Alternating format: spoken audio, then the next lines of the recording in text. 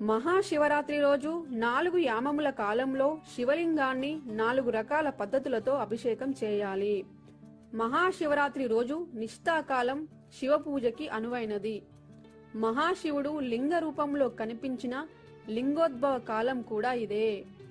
ఈ సమయంలో లింగోద్భవ పూజను చేస్తారు. ఇక మహాశివరాత్రి జాగరణలో మొత్తం 4 యామముల కాలం ఉంటుంది.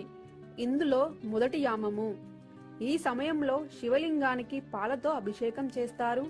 తామర పువ్వులతో పూజ చేసి పెసరపప్పు పరమాన్నాన్ని నైవేద్యంగా నివేదిస్తారు. రెండవ యామము సమయం.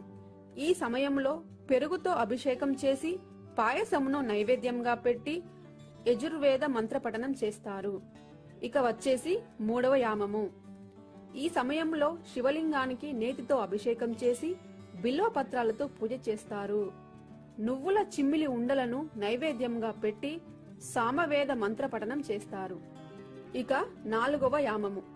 ఈ సమయంలో లింగానికి నేతితో అభిషేకం చేసి నల్లని కల్వపూలతో పూజ చేసి కేవలం అన్నాన్ని నైవేద్యంగా పెట్టి అధర్ణవేద మంత్రపఠనం చేస్తారు.